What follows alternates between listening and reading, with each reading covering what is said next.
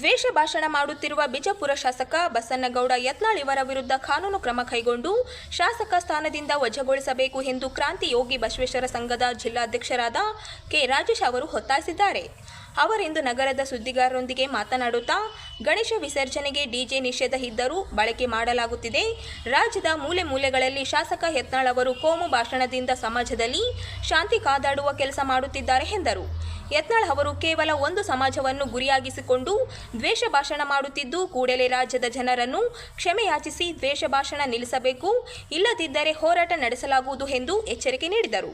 ದೇಶ ಸಂರಕ್ಷಣೆ ಸಿದ್ಧರಾಗಿದ್ದೇವೆ ಎಂದು ಹೇಳುವ ಇವರು ಸಮಾಜದಲ್ಲಿ ಕೋಮು ಗಲಭೆಗಳಿಗೆ ಅವಕಾಶ ನೀಡುತ್ತಿದ್ದಾರೆ. ಇಂತಹವರನ್ನು ವಜಾ ಸೇರಿ ತಕ್ಷಣವೇ ಬಂಧನ ಮಾಡಬೇಕು ಎಂದು ಆಗ್ರಹಿಸಿದ್ದಾರೆ. ಸರ್ಕಾರ ಮತ್ತು ರಾಜ್ಯಪಾಲರು ಇಂಥವರನ್ನು ಶಾಸಕ ಸ್ಥಾನದಿಂದ ವಜಾಗೊಳಿಸಬೇಕು. ಈ ರೀತಿ ಕೋಮು ಭಾಷಣಗಳಿಗೆ ಅವಕಾಶ ನೀಡದಂತೆ ಗಂಭೀರವಾಗಿ ಪರಿಗಣಿಸಬೇಕು ಎಂದು ಒತ್ತಾಯಿಸಿದ್ದಾರೆ. ನಂತರ ಮಹಿಳಾ ಹೋರಾಟಗಾರತಿ ವಿಜಯರಾಣಿ ಸಿರ್ವರ್ ಅವರು ಮಾತನಾಡಿ, ನಿತ್ಯ ಕೋಮು ಸೌಹಾರ್ದ ಕೆಡಿಸಲು ಪ್ರಯತ್ನಿಸುತ್ತಿರುವ ಬಸನಗೌಡ ಪಾಟೀಲ್ ಯತ್ನಾಳ್ ಅವರನ್ನು ಈಗಾಗಲೇ ಬಿಜೆಪಿ ಪಕ್ಷದಿಂದ ಉಚ್ಚರಿಸಲಾಗಿದ್ದರೂ ಇವರ ನಾಲಿಗೆ ಉದ್ದ ಕಡಿಮೆಯಾಗಿಲ್ಲ. ಆದರೆ ಈತನನ್ನು ಶಾಸಕ ಸ್ಥಾನದಿಂದ ವಜಾಗೊಳಿಸಬೇಕೆಂದು ಒತ್ತಾಯಿಸಿದರು. ರಾಜ್ಯದಲ್ಲಿ ಯಾವ ಮೂಲೆಯಲ್ಲಿ ಭಾಷಣ ಮಾಡಿದರೆ ಅದನ್ನು ಮಹಿಳಾ ಘಟಕ ತೀವ್ರ ಖಂಡನೀಯ ಎಂದರು. ಬಿಜಾಪುರ ಶಾಸಕ ಯತ್ನಾಳ್ ಅವರು ಒಂದು ಗಣೇಶ ಚತುರ್ಥಿ ಫೆಸ್ಟಿವಲ್ಸನ್ನ ನಮ್ಮ ಬಾಲಾ ಗಂಗಾಧರ್ ತಿಲಕ್ ಅವರು 1893ನೇ ಇಸ್ವಿಯಲ್ಲಿ ಫೆಸ್ಟಿವಲ್ಸನ್ನ ಬ್ರಿಟಿಷರನ್ನ ಉಳಿಸಲಿಕ್ಕೆ ಗಣೇಶನ್ನು ಆಚರಿಸ್ತಾ ಇದ್ದರು. ಅದರಲ್ಲಿ ಆಚರಿಸ್ತಕ್ಕಂಥ ಸಂದರ್ಭದಲ್ಲಿ ಕೆಲವು ಕಲ್ಚರ್ ಪ್ರೋಗ್ರಾಮ್ಸು ಮತ್ತು ನೃತ್ಯ ಮತ್ತು ಹಾಡುಗಳಾಡೋದು, ಕೆಲವು ಭಾರತೀಯ ಸಾಂಸ್ಕೃತಿಕ ಕ್ರೀಡೆಗಳನ್ನು ಆಯೋಜಿಸ್ತಾ ಇದ್ದರು. ಆದರೆ ಇತ್ತೀಚಿನ ದಿನಗಳಲ್ಲಿ ಗಣೇಶ್ ಫೆಸ್ಟಿವಲ್ಸ್ ಸಂದರ್ಭದಲ್ಲಿ ಡಿಜೆಗಳನ್ನ ಹಚ್ತಾರೆ. ಆ ಡಿಜೆ ಹಚ್ಚೋದ್ರಲ್ಲಿಂದ ಎಷ್ಟೋ ಹಿಂದೂ ಧರ್ಮದವರಾಗಿರ್ಬೋದು, ಅನ್ಯ ಧರ್ಮದವರಾಗಿರ್ಬೋದು, ಕ್ರಿಶ್ಚಿಯನ್ಸ್ ಆಗಿರ್ಬೋದು, ಮುಸಲ್ಮಾನ್ ಆಗಿರ್ಬೋದು ಹಾಸ್ಪಿಟಲಲ್ಲಿ ಅಡ್ಮಿಟ್ ಆಗಿರ್ತಾರೆ. ಆ ಗರ್ಭದಲ್ಲಿ ಇರ್ತಕ್ಕಂಥ ಶಿಶು ಮತ್ತು ತಾಯಿಗೆ ಯಾವ ರೀತಿ ಎಫೆಕ್ಟ್ ಆಗ್ತದೆ ಅಂತೇಳಿ ಅದ್ರ ಬಗ್ಗೆ ಯಾರು ವಿಚಾರ ಮಾಡ್ತಾರೆ. ಆದರೆ ಗಣೇಶ ಚತುರ್ಥಿಯಲ್ಲಿ ಡಿಜೆ ಹಚ್ಚೋದ್ರಲ್ಲಿಂದ ನಾವು ವಿರೋಧ ವ್ಯಕ್ತಪಡಿಸಿದ್ರೆ ದೇಶದ್ರೋಹಿಗಳು ಅಂತಾರೆ ಕೆಲವು ಕೋಮುವಾದ ಪಕ್ಷಗಳು.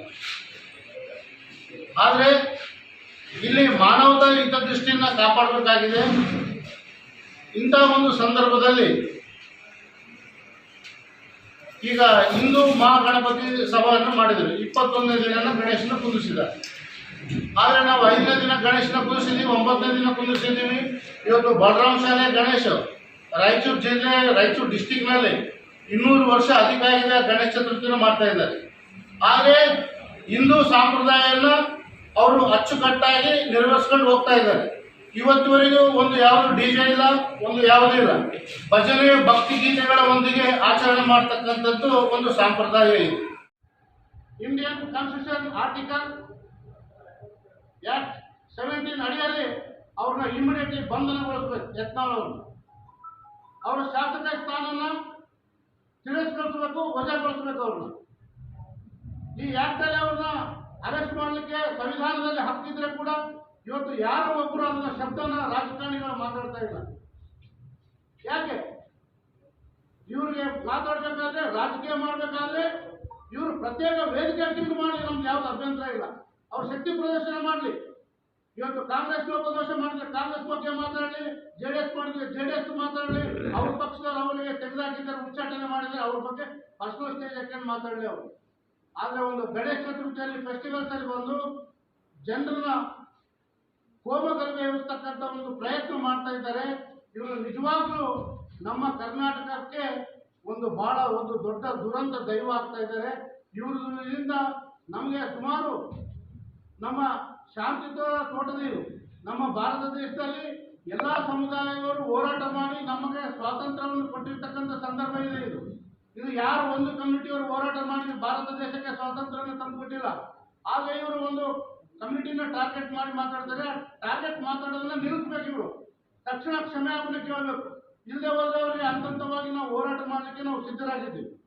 ಬಸನಗೌಡ ಪಾಟೀಲ್ ಬಿಜೆಪಿ ಶಾಸಕರು ಎಡವಟ್ಟು ಒಂದು ಹೇಳಿಕೆಯನ್ನು ಕೊಟ್ಟಿದ್ದಾರೆ.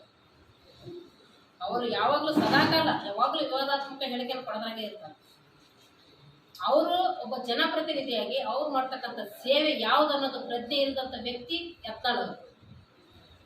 ಯತ್ನಾಳ್ ಅವರು ಗಣೇಶನ ಒಂದು ಏನು ವಿಸರ್ಜನೆ ಸಂದರ್ಭದಲ್ಲಿ, ಗಣೇಶೋತ್ಸವ ಸಂದರ್ಭದಲ್ಲಿ ರಾಜ್ಯದ ಯಾವುದೇ ಭಾಗದಲ್ಲಿ ಹೋಗಿ ಅವರು ಎಲ್ಲೇ ಹೇಳಿಕೆ ಕೊಡಲಿ ಅದನ್ನ ರಾಜ್ಯದ ಮಹಿಳೆಯರು ಖಂಡನೆ ಮಾಡ್ತೀವಿ. ಸಂವಿಧಾನದ 17ನೇ ಆಕ್ಟ್ ಹೇಳಿದೆ ಅಸ್ಪೃಶ್ಯತಾ ಆಚರಣೆಯನ್ನು ನಿಷೇಧ ಮಾಡಿ. ಅವರು ಹೇಳಿರುವಂಥ ಹೇಳಿಕೆ ಗಲಭೆಯನ್ನು ಸೃಷ್ಟಿ ಮಾಡ್ತಕ್ಕಂಥ ವ್ಯವಸ್ಥೆಯಲ್ಲಿ ನಾವು ಇದ್ದೀವಿ. ಇವತ್ತು ಮಹಿಳೆಯರು, ಮಹಿಳಾ ಸಂಘಟನೆಗಳು, ಮಹಿಳಾ ಜನಪರವಾದಿಗಳು ನಾವೆಲ್ಲ ಏನು ಮಾಡ್ತಾ ಇದ್ದೀವಿ ಅಂದರೆ ಯಾವುದೇ ರೀತಿಯ ತಾರತಮ್ಯಗಳಿಲ್ಲದೆ ಯಾವುದೇ ಸಮುದಾಯದ ಮಹಿಳೆಯರಿಗೆ ಅನ್ಯಾಯಗಳಾದರೆ ಪ್ರತಿ ಮೂಲೆಯಲ್ಲಿ ನಾವು ಹೋರಾಟಗಳನ್ನು ಮಾಡ್ತೀವಿ. ಅತ್ಯಾಚಾರಕ್ಕೊಳಗಾದರೂ ಹೋರಾಟ ಮಾಡ್ತೀವಿ, ದೌರ್ಜನ್ಯಕ್ಕೆ ಒಳಗಾದರೂ ಹೋರಾಟ ಮಾಡ್ತೀವಿ, ಲೈಂಗಿಕ ಕಿರುಕುಳಗಳಿಗೆ ಹೋರಾಟ ಮಾಡ್ತೀವಿ. ಅಂತ ಒಂದು ಸಂದರ್ಭದಲ್ಲಿ ಮಹಿಳೆಯರಿಗೆ ಸರ್ಕಾರಗಳು, ಜನಪ್ರತಿನಿಧಿಗಳು, ರಾಜಕಾರಣಿಗಳು ಬೆಂಬಲವಾಗಿ ನಿಲ್ಲಬೇಕು, ಮಹಿಳೆಯರಿಗೆ ಜಾಗೃತಿ ಮೂಡಿಸಬೇಕು, ಮಹಿಳೆಯರನ್ನ ಮುಖ್ಯವಾಹಿನಿಗೆ ತರಬೇಕಂತಕ್ಕಂಥ ಪ್ರಜ್ಞೆ ಅವರಲ್ಲಿ ಇರಬೇಕಾಗಿತ್ತು. ಅದು ಬಿಟ್ಟು ಇವತ್ತು ಸನಾತನ ಧರ್ಮದಲ್ಲಿ ಇರ್ತಕ್ಕಂಥ ಮಹಿಳೆಯರು ಚಾಮುಂಡೇಶ್ವರಿಗೆ ಮಾಲೆ ಹಾಕ್ಬೋದು, ದಲಿತ ಮಹಿಳೆಯರು ಮಾಲೆ ಹಾಕಬಾರ್ದು, ಅದಕ್ಕೆ ಅವರು ಅರ್ಹರಲ್ಲ ಅಂತಕ್ಕಂಥ ಯತ್ನಾಳ್ ಅವರ ಹೇಳಿಕೆನ ನಾವು ಖಂಡನೆ ಮಾಡ್ತಾ ಇದ್ದೀವಿ. ಯತ್ನಾಳ್ ಅವರನ್ನ ಈ ರಾಜ್ಯದಿಂದ ಗಡಿಪಾರಿಗೆ ಆಗ್ರಹ ಮಾಡ್ತಾ ಇದ್ದೀವಿ. ಯತ್ನಾಳ್ ಅವರೇ, ನಿಮ್ಮ ಎಡವಟ್ಟು ಹೇಳಿಕೆಯಿಂದ ಎಚ್ಚರವಾಗಿರಿ. ನೀವು ರಾಜ್ಯದ ಮಹಿಳೆಯರಿಗೆ, ನಾವು ಇಂದಿಗೂ ಮಹಿಳೆಯರು ಎಲ್ಲರೂ ಒಂದು ಅಂತಾನೆ ತೋರಿಸಿದ್ದೀವಿ. ನಾವು ಮಹಿಳೆಯರೆಲ್ಲರೂ ಒಂದು. ನೀವು ಕೂಡ ಹೇಳ್ತೀರಾ ಹಿಂದೂ ನಾವೆಲ್ಲ ಒಂದು ಅಂತ ಹೇಳ್ತೀರಾ. ನೀವು ಜನಪ್ರತಿನಿಧಿ ಶಾಸಕರಾಗಿ, MLA MP ಗಳಾಗಿ ರಾಜಕಾರಣ ನಿಮ್ಮ ಒಂದು ಸ್ಥಾನಮಾನಕ್ಕೆ ಬಂದಾಗ ನೀವೊಂದು ಪ್ರಮಾಣ ವಚನ ಸ್ವೀಕಾರ ಮಾಡ್ತೀರಾ. ನಾವು ಈ ಕ್ಷೇತ್ರದ ಜನತೆಗೆ ಬದ್ಧರಾಗಿ